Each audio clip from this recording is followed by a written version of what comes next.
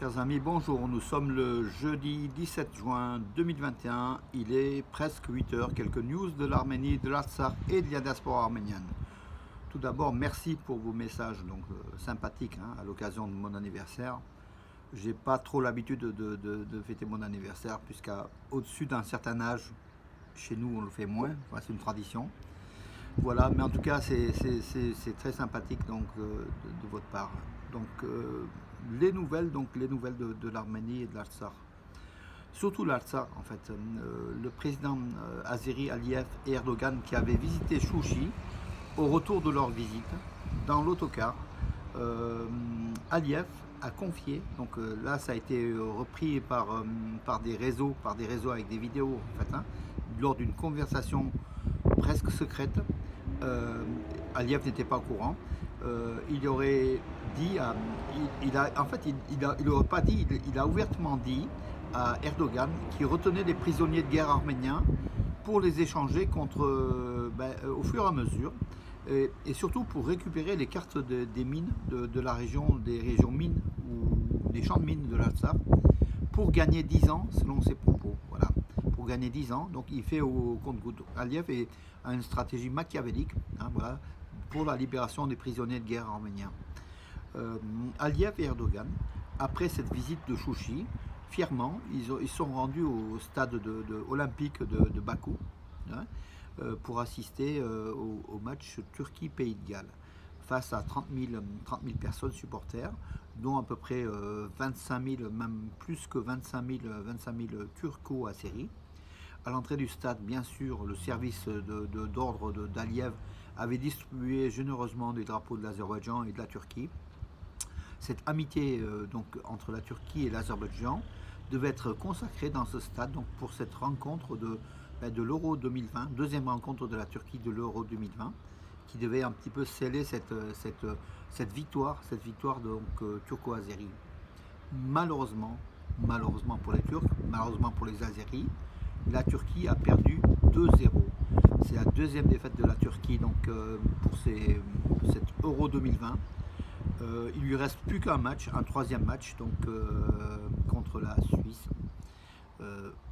La Turquie est pratiquement quasiment éliminée. Voilà, ce qui n'est pas pour nous déplaire, puisque c'est une Turquie arrogante, nationaliste et pro-Erdogan qui est là, comme un appareil, comme une armée au service d'Erdogan.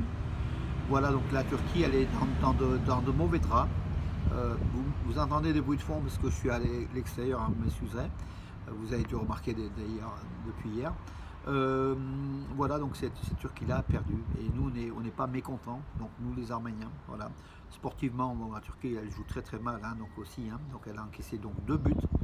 Elle avait encaissé 3 buts face à l'Italie. Aujourd'hui, le score est de 5-0 en la défaveur de la Turquie. Voilà, donc, mais en tout cas, la fête a été gâchée. Donc, Erdogan s'était installé avec son épouse à côté d'Aliyev dans ce stade. Et ils ont été très très déçus. D'ailleurs, les images de caméra de la télévision n'ont pas montré à la fin du match, parce que je pense qu'ils devaient un peu tirer la gueule pour cette victoire attendue, mais qui a été une défaite. Des Arméniens ont manifesté à Genève hier à l'occasion de la rencontre de Poutine-Biden à Genève, où ils ont discuté un certain nombre de choses, dont aussi le Karabakh. Donc, ces Arméniens qui ont manifesté sur l'une des places de Genève, près de la villa dans laquelle se tenait la réunion entre les deux présidents des États-Unis et de la Russie.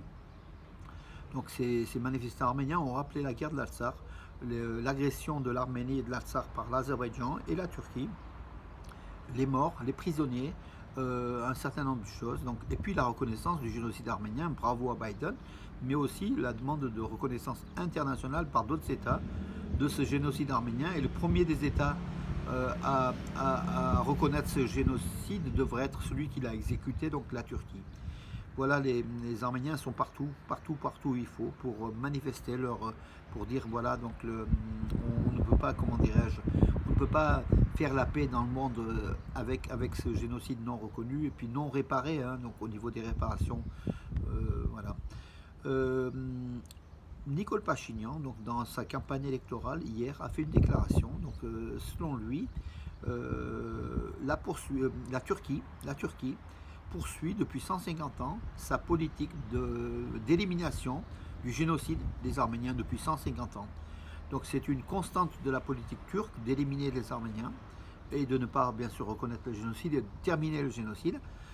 C'était suite au plan d'Erdogan qui proposait, qui demandait à l'Arménie de normaliser ses relations avec la Turquie et qui demandait à l'Arménie d'intégrer la plateforme des les six États, donc la Russie, l'Iran, la Turquie, la Géorgie, l'Arménie et l'Azerbaïdjan pour qu'il y ait au Sud-Caucase une situation de paix et de prospérité. Donc la paix à la turque, nous savons ce que ça veut dire. Hein. Et Pachinian ne s'est pas trompé quand il a dit que c'est déjà depuis 150 ans, 150 ans qu'on est, comment dirais-je, que les Arméniens subissent cette diplomatie génocidaire de la Turquie. Voilà. Donc l'Arménie ne tombera pas dans le piège d'Erdogan. Voilà, nous sommes, comment dirais-je, nous avons les yeux ouverts là-dessus. Le train, le premier train, donc à partir de samedi, donc le train qui reliera Erevan à Sevan et même Georgia plus loin, sera en ligne un réseau électrifié hein, qui fera donc tous les week-ends donc des allers-retours entre Yerevan et Sevan et puis Georgia un peu plus loin. Va se mettre en place à partir de samedi. Voilà, ce qui est une bonne chose pour le tourisme, pour ceux qui veulent aller d'Erevan à Sevan, donc surtout en week-end. Voilà une bonne chose aussi. Sinon, l'arrivée du premier train donc entre Erevan et Batumi en Géorgie, hein, sur la côte de la mer Noire, a été reçue. Il y a une réception pour ce premier voyage par les Arméniens, la communauté arménienne de Batumi qui a honoré donc l'arrivée de ces quelques touristes d'Arménie. Ils n'étaient pas très nombreux, mais avec l'été, tout doucement, ils vont être de plus en plus nombreux. Ils sont plusieurs centaines de milliers d'Arméniens, de citoyens d'Arménie, à préférer cette station donc de la côte de la mer Noire hein, pour l'été surtout. Voilà. Et souvent, ça coûte des fois moins cher d'aller en Géorgie que d'aller au lac Sevan, selon les dires de quelques citoyens donc, arméniens. Voilà mes amis, écoutez, on a fait le tour de l'actualité. En tout cas, hier, c'était pas la journée de la Turquie, c'était peut-être la journée des Arméniens. En tout cas, il y en a beaucoup qui étaient heureux de voir la quasi-élimination hein, de cette Turquie, de l'Euro 2020. On attendra donc samedi le dernier match contre la Suisse, mais de toute façon, c'est pratiquement l'élimination et à 95% et elle est faite. Et puis pour l'Arménie, nous espérons bien sûr la paix, la prospérité, des élections, donc ce dimanche le 20 juin, des élections parlementaires anticipées, des élections dans le calme, sans violence, et je pense que le peuple arménien est mature et qu'il n'y aura pas ce genre de choses. Et puis une victoire du peuple, celle du peuple et de l'harmonie, que le gagnant puisse être, comment dirais-je, reconnu comme gagnant et qu'il n'y ait pas de conséquences en retour, que l'Arménie puisse retrouver sa sérénité comme avant la guerre du 27 septembre. Voilà, ben écoutez mes amis, sur ce, je vous souhaite une bonne journée et je vous donne rendez-vous à demain. Voilà.